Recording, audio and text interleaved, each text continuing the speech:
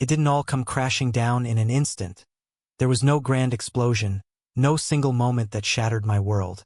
Instead, it felt more like a slow leak in a tire, one you don't notice until you find yourself stranded on the side of the road. My name is Ethan, and at 36, I work as an engineer. I had a wife, Sophie, who was the kind of woman who turned heads when she entered a room. She exuded elegance, was incredibly sharp, and always seemed to be the focal point of attention. There was an effortless charisma about her that drew people in. We had been married for 7 years, 7 long years. For the most part, I believed we were happy. Or at least I wanted to. Then there was Liam Carter, my best friend for the past 15 years. He's the type of guy who brightens a room without even trying. A charming daredevil everyone secretly admires. We've navigated life together. College, lousy jobs, heartbreaks, wild nights we can barely remember, and the triumphs that will stay with us forever. As for Sophie, she and Liam always seemed to have a connection that rubbed me the wrong way. I brushed it off as harmless chemistry. At least that's what I kept telling myself. Initially, it was just little things. Sophie began staying out later than usual, dismissing my inquiries with excuses about work. New projects, Ethan, she'd say, rolling her eyes at me as if I were being irrational. Interior design doesn't stick to a 9-to-5 routine. And foolishly, I believed her. Why wouldn't I? I understood her job was demanding and I trusted her, or at least I wanted to. But then the flood of texts began, and her phone notifications became a constant distraction she wouldn't let me glimpse. She used to leave her phone lying around carelessly, but now it was always in her grasp, face down on the table. When I asked about it, she brushed me off again. It's just work stuff, babe, she replied. You're being paranoid. That was when I first noticed it, that slight edge in her voice, as if my questions were more of a nuisance than a legitimate concern. Things only escalated from there. Sophie changed her style, not just for work, but all the time. She started wearing tight dresses and bold red lipstick, donning outfits she hadn't chosen in years. Then came the late nights. She'd roll in well past midnight, reeking of a perfume that wasn't hers. Whenever I inquired about her whereabouts, she always had a convenient excuse ready. Drinks with clients, last-minute meetings. She made it sound so reasonable, so routine. But the way she avoided my gaze when speaking, that was anything but normal. The night everything began to unravel was at Liam's house. He hosted one of his typical parties. Plenty of drinks, loud music, the whole shebang. Sophie was in her element, laughing too loudly, standing just a bit too close to Liam. They shared lingering looks and private jokes that made me feel like an outsider in my own marriage. At one point someone, probably a bit tipsy, cracked a joke about how perfect Liam and Sophie would be as a couple. The room erupted in laughter, but I wasn't amused. Sophie didn't even attempt to deny it. She merely smirked and shrugged it off, as if it were inconsequential. Perhaps it was the way Liam gazed at her when she laughed or how her hand lingered on his arm just a moment too long. Whatever it was, it struck me deep. Something was definitely off. Clara Banks, Liam's wife, was present as well. She's stunning but has an icy demeanor, like she's always holding something back. I've never seen her and Sophie get along well. They maintained polite interactions, sure, but there was always an underlying tension, as if they were engaged in a silent competition. Clara didn't say much that night, but I caught her watching Sophie a few times. Her jaw clenched, her wine glass gripped a little too tightly. She sensed something too. Maybe not the specifics, but enough to feel uncomfortable. A few weeks later, I had to leave town for a business trip. It was just a couple of days, nothing major. I kissed Sophie goodbye like I always did, trying to ignore how rigid she felt in my embrace. Be safe, she said, her smile perfectly crafted. It almost seemed genuine. On the second night of my trip, while having dinner with a colleague, my phone buzzed. I thought it was a text from Sophie, but when I opened it, my heart sank. It wasn't meant for me. There it was, staring back at me. A photo of Sophie and Liam, together in bed. The setting looked like a hotel room. Sophie was half-dressed, and Liam was grinning like the jerk he is, his hand draped over her bare shoulder. The caption read, "Miss you already." I sat there, frozen in shock, rereading the message over and over, desperately hoping my mind had misinterpreted it, that there was a reasonable explanation. But there wasn't. The message was intended for Liam, and somehow it had found its way into my hands. My heart raced, pounding against my chest as my mind spiraled in 1,000 directions.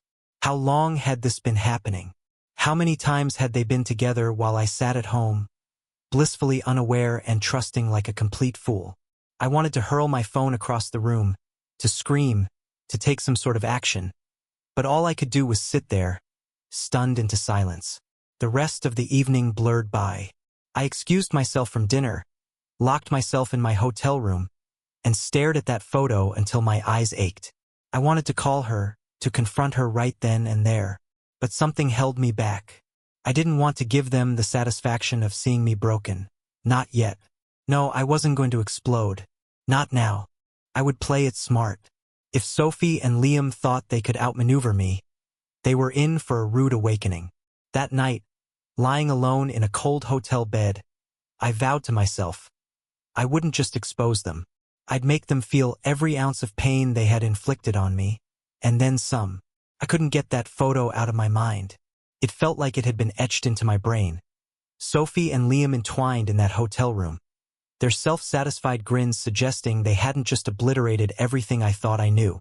For hours, I found myself sitting there, scrolling mindlessly through my phone, desperately hoping it was all just a mistake. But no matter how hard I tried to convince myself otherwise, I knew deep down the reality. They had been sneaking around behind my back, lying to me, and turning me into a complete fool for God knows how long. Part of me wanted to pick up the phone and call her, to confront her right then and there. I was itching to scream at her, to throw her out, to make Liam pay for his betrayal. But what good would that do? Sure, I might feel a fleeting sense of satisfaction, but then what? They'd apologize, shed a few tears, and make promises they had no intention of keeping before continuing with their lives. Meanwhile, I'd be the one left picking up the shattered pieces. No, that wasn't going to happen. If I was going to take action, I needed to be strategic. I had to strike where it would hurt the most. That night in the hotel, I resolved to hold off on confronting them. Not just yet. First, I had to gather proof. Real, undeniable proof. I couldn't rely on a single photo that had been sent to me by mistake. If I wanted to dismantle their little affair, I needed more evidence. The following morning, I waited until Sophie was in the shower and seized her phone. My heart raced as I unlocked it. She still hadn't bothered to change her passcode. What a rookie move. Most of the messages between her and Liam had vanished. She wasn't stupid enough to leave a trail of incriminating texts, but I stumbled upon small details. Missed calls, snippets of conversations about their rendezvous, and a few messages that felt off. It wasn't sufficient for a confrontation, but it confirmed what I already suspected. They were being cautious, but not cautious enough. I decided to install a tracking app on her phone. I know it sounds extreme, but desperate times call for desperate measures. I needed to know where she was going, who she was meeting, and when. If she thought she could continue this charade without consequences, she was in for a rude awakening. I kept my cool, pretending nothing had changed. I still kissed her goodbye every morning, asked about her day, and smiled as if everything was perfectly normal. It was the hardest act I'd ever had to pull off. Each time she touched me, it felt like a punch in the gut, but I managed to keep my composure. She had no idea what was brewing beneath the surface. And Liam? That arrogant jerk didn't suspect a thing either. We continued to hang out, grab beers, and shoot the breeze about football like nothing had shifted. I would sit across from him, chuckling at his ridiculous jokes, all the while knowing he was sleeping with my wife. It took every ounce of restraint not to lash out at him right then and there, but I stayed patient. I was playing the long game. They thought they were being clever, sneaking around like a couple of lovesick teenagers, but they had no clue I was onto them. Every time Sophie slipped out late at night, I knew exactly where she was headed. And every time Liam bailed on our plans last minute, I was well aware of who he was really seeing. Then there was Ella Turner, one of Sophie's colleagues. She had always been a bit too friendly with me, finding ways to brush up against me or dropping compliments that felt uncomfortably personal. Initially, I brushed it off. I had enough chaos in my life without adding complications with someone like Ella. But one night, after a work event, she cornered me. "Ethan," she said, her voice low and sweet, "you deserve better than this." I raised an eyebrow, confused about what she was getting at. "I've seen how Sophie treats you," she continued, her hand lingering on my arm. "It's not right. And, well, people are talking." I understood exactly what she was implying, but I wasn't ready to acknowledge it. "Talk about what?" I asked, feigning ignorance. She gave me a knowing look that said everything without uttering a word. "Just be careful," she murmured, her fingers grazing mine. "And if you ever need someone to talk to." I dismissed her with a half-hearted smile. I wasn't interested in getting entangled with Ella, especially not with everything else going on. Yet her words lingered in my mind. Perhaps I wasn't the only one privy to Sophie and Liam's affair. Maybe everyone was in on it. But just catching them wasn't enough for me. I didn't merely want them exposed. I wanted them to feel the sting of betrayal, the fury, the emptiness that consumed me. I wanted them to hurt. That's when it hit me, Clara. Liam's wife. She was the key to everything. If Sophie and Liam thought they could keep their affair a secret, they were in for a nasty surprise. Clara was striking, but in a frosty, detached way. She always seemed on the verge of packing her bags and leaving Liam for good. Making friends didn't seem to come easily for her, but I sensed she was lonely. Liam treated her like an afterthought, much like how Sophie had begun treating me. If anyone would understand my plight, it would be Clara. So I started to spend more time with her. I kept it low-key at first, helping with small tasks, offering rides when Liam wasn't around, and finding excuses to be near her. I played the part of the concerned friend. It wasn't long before she began to open up. "Liam's always busy," she confessed one night over coffee. "I don't even know if he notices when I'm around anymore." I nodded sympathetically, concealing the satisfaction bubbling inside me. This was unfolding just as I had hoped. The more I engaged with Clara, the more I realized how simple this would be. Liam was so wrapped up in his affair with Sophie that he wouldn't see what was happening right under his nose. And Sophie? She was too caught up in her deceit to notice the cracks beginning to show in her seemingly perfect little world. The plan was straightforward.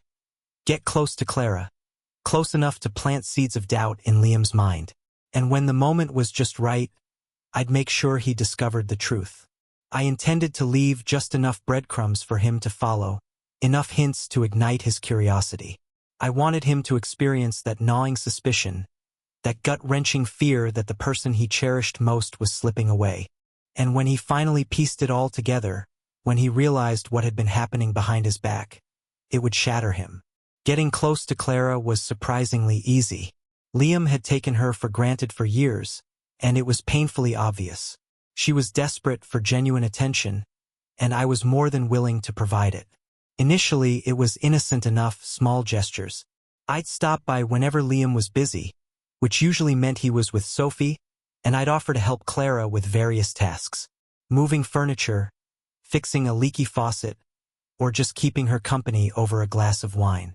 We'd sit on her patio, chatting about everything and nothing, and I'd watch her gradually unwind, as if she hadn't engaged in a real conversation in ages. The tension between us started off subtle, but it was undeniable, charged with electricity. I could see it in the way her gaze lingered a second too long, the way her hand brushed against mine when she passed me a drink. And every time Liam texted to cancel plans, I could feel her disappointment. I knew I was making headway. One night, after a couple of glasses of wine, Clara finally opened up. "It's like I don't even exist to him," she said, her voice laced with bitterness. "Liam always has something more pressing on his plate.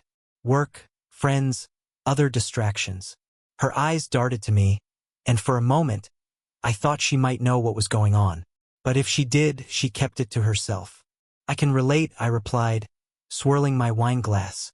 She looked at me, truly looked, and something shifted between us. There was no turning back after that.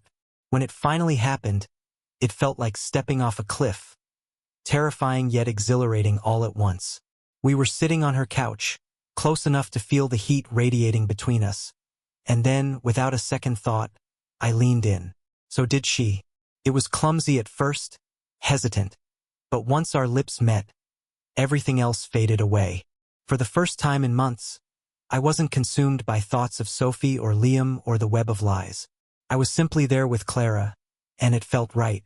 Things escalated quickly after that. The second time was easier, more instinctive. We didn't even bother pretending anymore. Whenever Liam was busy, I found my way to Clara's place. We'd tumble into bed, tangled in sheets and each other, and for a while, everything felt blissful. There was no guilt, no hesitation. Just us, filling the void left by Liam and Sophie. But as satisfying as it was, there remained a persistent itch of revenge at the back of my mind. I wasn't just doing this for pleasure. I was doing it to hurt them. I wanted to take from Liam what mattered most to him, just as he had taken Sophie from me. And every time Clara kissed me, every time she whispered my name in the dark, I felt myself inching closer to my ultimate goal. Nick, my younger brother, started to notice the changes in me. He's always been perceptive, never missing a beat. One night, while we were downing beers at my place, he gave me a look, the kind of look that suggested he sensed something was off. "You good, man?" he asked, leaning back in his chair. "You've been different lately." "I'm fine," I replied a little too quickly. Nick raised an eyebrow, clearly unconvinced. "Look, I don't know what's going on, but if you need to talk," I waved him off. "I'm good, really." He didn't press further, but I could tell he wasn't buying it. I needed to be cautious. Nick was the last person I wanted getting caught up in this mess. Clara and I began plotting our next move. Something significant that Liam couldn't ignore. I knew I had to leave just enough evidence for him to find. Not too blatant, but enough to instill doubt in his mind. A text here, a missed call there. Little things that would plant the seeds of uncertainty. I wanted him to experience the same unease I had felt. The nagging doubt, the sinking feeling in his stomach every time his phone buzzed. I wanted him to be aware without any proof, at least not yet. One night, after Clara had fallen asleep in my arms, I left a message on my phone. Deliberate and suggestive. Something vague, just enough to hint at our activities. I was certain Liam would eventually come across it. It was just a matter of time. When the storm finally hit, I wanted it to be flawless. I envisioned Liam uncovering the truth piece by piece, until it struck him like a freight train. I wanted him to feel the betrayal creep under his skin, slowly and painfully, until it consumed him entirely. To my surprise, it happened sooner than I expected. Liam found the message. I'd left just enough breadcrumbs. Something vague but damning enough to ignite his paranoia. I had anticipated he would stumble upon it eventually, but the timing still caught me off guard. I was at home, nursing a beer, when my phone buzzed. It was Liam. He didn't text me, he called. That alone told me everything I needed to know. "Ethan?" Liam's voice came through the phone, low and steady, like he was fighting to hold back a tidal wave of anger.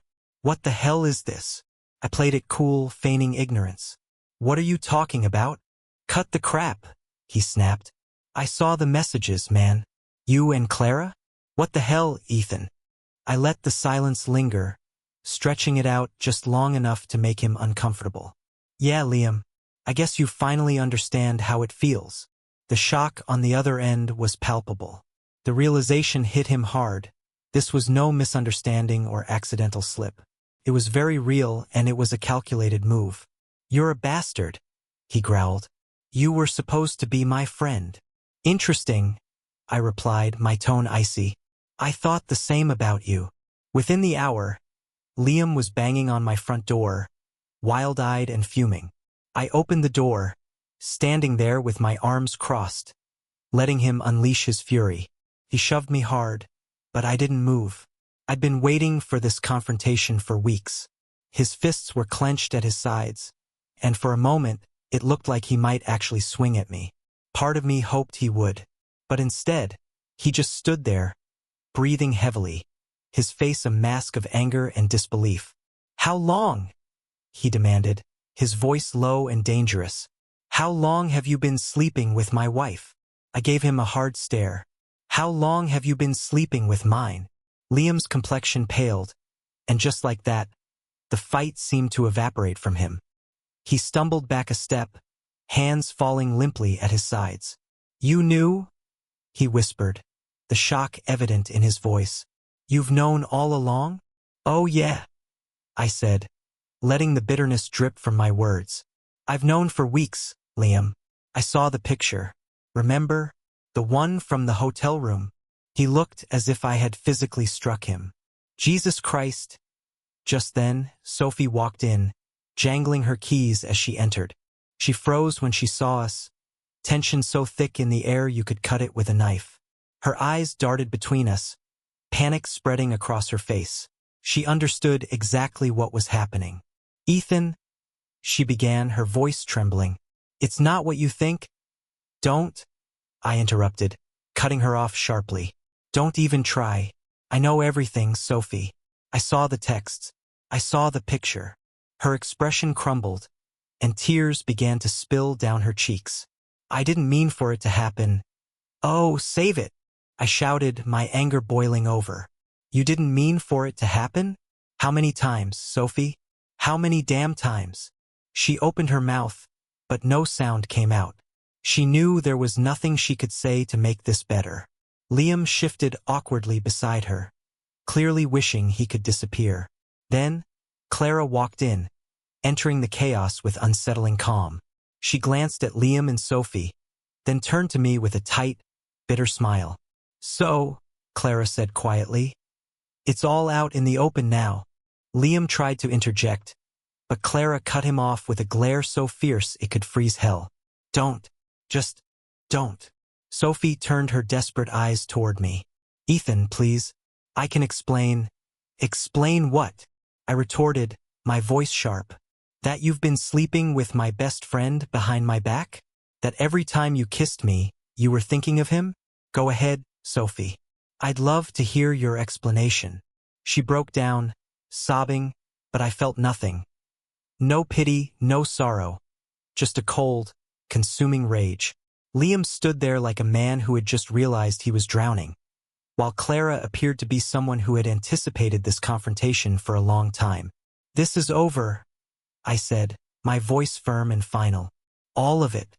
We're done." Sophie's sobs grew louder, but I turned my back on her. Liam reached for Clara, but she recoiled, disgust etched across her face. "Don't even think about it," Clara hissed.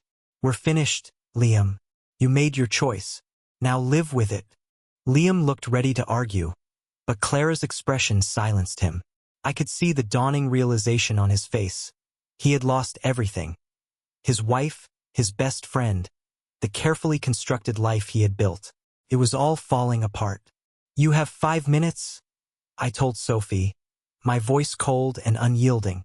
"Pack your things and get out." She looked at me, pleading, but I was done. There was nothing left to say, nothing left to save. As she hurriedly gathered her belongings, tears streaming down her face, she left without uttering another word. Liam followed her out, but not before throwing me one last bitter glare. I smiled inwardly. I had won, or so I thought. Once they were gone, Clara settled onto my couch, looking utterly drained. "Well," she said, her tone flat, "that was something." I nodded, suddenly feeling exhausted. The adrenaline was fading, leaving me feeling hollow. I had exposed them, dismantled their lives, taken my revenge. But instead of feeling triumphant, I just felt empty. Clara stood up and grabbed her coat. "I need some time," she said quietly, "to think. This is a lot to process." I didn't argue. I knew she was right. She offered me a small, sad smile before walking out the door, leaving me alone in the suffocating silence. I remained there for what felt like ages, gazing into the emptiness of the room. The house felt overwhelmingly quiet, almost cavernous.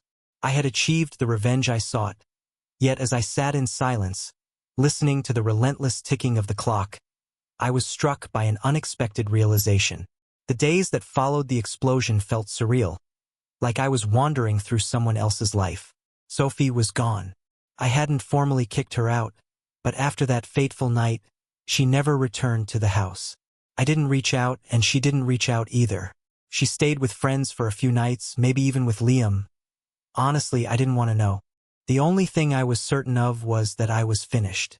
There was no going back from this. The first few mornings alone were disconcerting. I'd wake up expecting to hear her footsteps on the hardwood floor or catch a whiff of her familiar perfume lingering in the air, but the silence was deafening. It's funny how you can share years with someone and, in an instant, they can just disappear. It felt like living in a ghost town, where every room echoed memories of the life we had shared and the wreckage we left behind. A few days later, I received a text from Sophie. "Can we talk? Please." I stared at her message for a long time, pondering what could possibly be left to say. Part of me was curious. I wanted to hear her explanations. I wanted her to attempt to justify her actions, even though I knew it wouldn't change a thing. I agreed to meet her at a cafe we used to frequent when things were good between us. When she finally arrived, she looked like a shadow of her former self. Her usual polished look had crumbled. Her makeup was minimal, her eyes puffy from crying, and for the first time in ages, she appeared genuinely vulnerable. But I felt no sympathy. "Ethan," she began, her voice small and shaky. "I'm so sorry. I never meant for any of this to happen." "Didn't mean for what?" I asked, my tone sharp. "For me to find out? Or for you to sleep with Liam in the first place?" She flinched at my words, as if I'd struck her. It wasn't supposed to go this far. I was confused. I leaned back in my chair, crossing my arms. "So what do you expect now? Do you think we can just pretend this never happened?" Her eyes filled with tears, and I braced myself for her to break down right there in the cafe. "I love you, Ethan," she whispered. "I made a mistake, but I love you. Can't we try to fix this? Please." I stared at her, feeling only a deep sense of fatigue. "You think love is supposed to feel like this? Like betrayal?" She had no answer. Instead, tears rolled down her cheeks as she gazed at me as if I were the last tether to her sanity. But I wasn't her anchor anymore. I had severed that bond. "I want a divorce," I stated firmly. Her breath hitched, and for a fleeting moment, I thought she might argue. But instead, she simply nodded, a defeated look in her eyes. "Okay," she whispered, "if that's what you want." From what I gathered through mutual friends, Liam wasn't handling things any better. Clara had walked out on him the same night everything blew up, and he was spiraling, drinking too much and barely keeping it together at work. He tried to reach out to me once, but I let his call go to voicemail.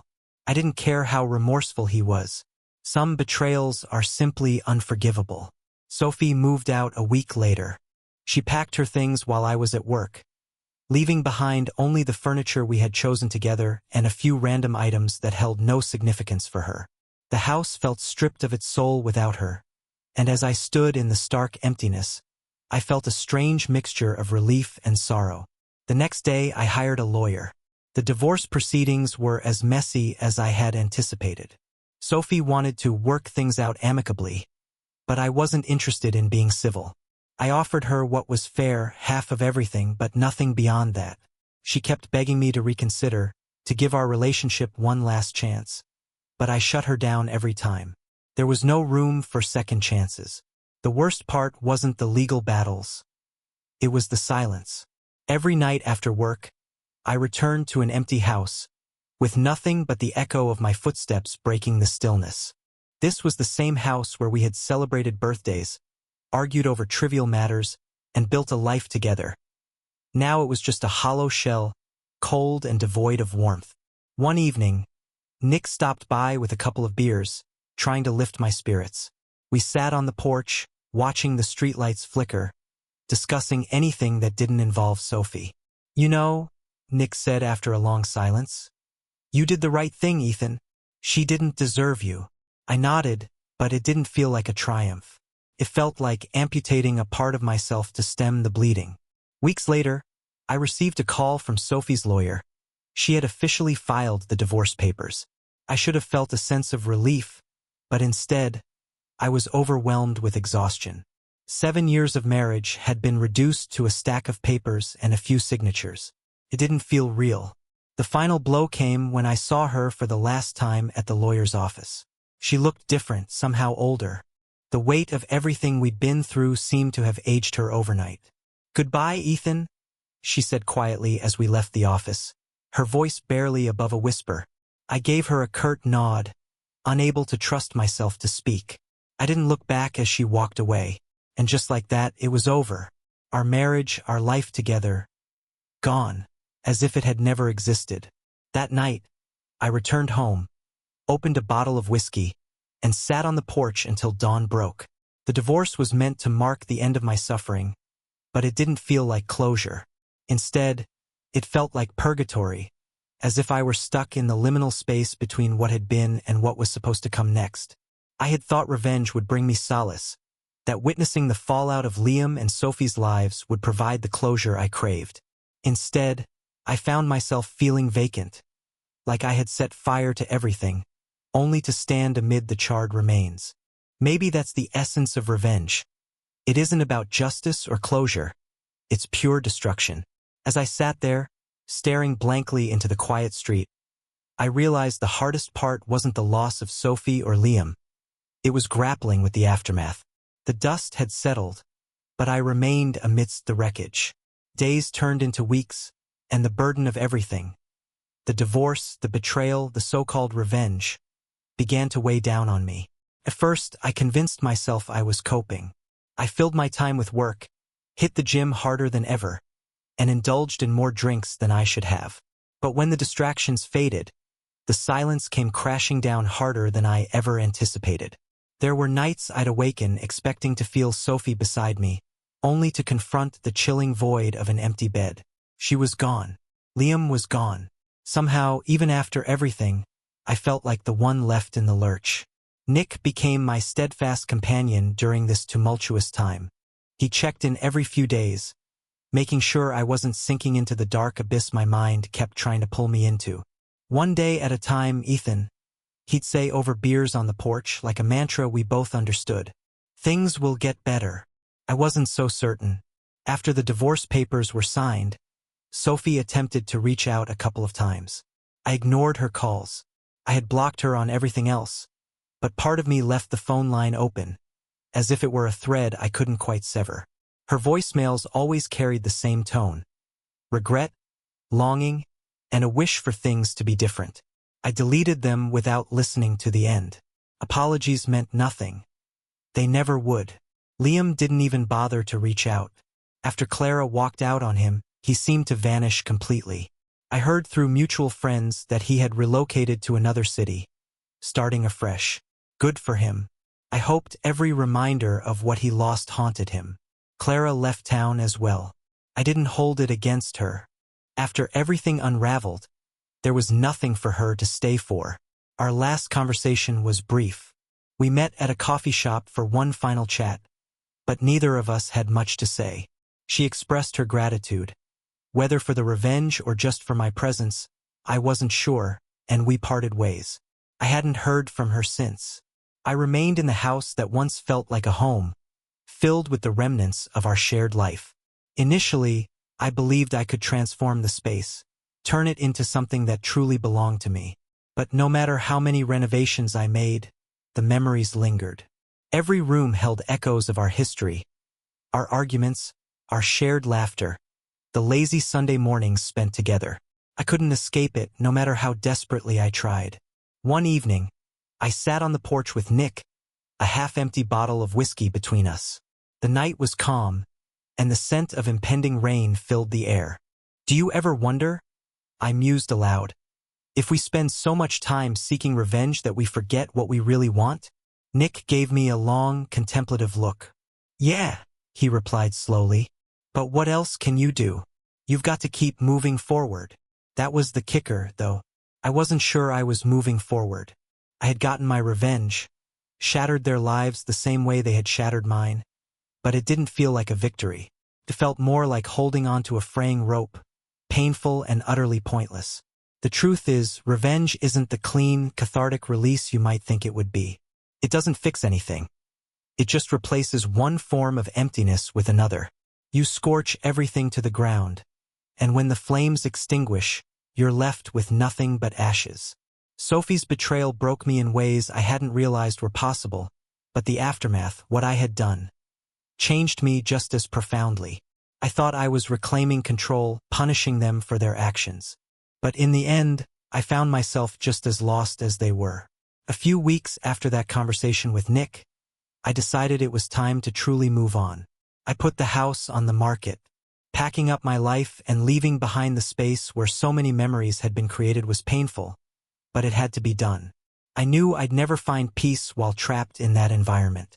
When the house finally sold, I stood in the empty living room one last time, allowing memories to wash over me.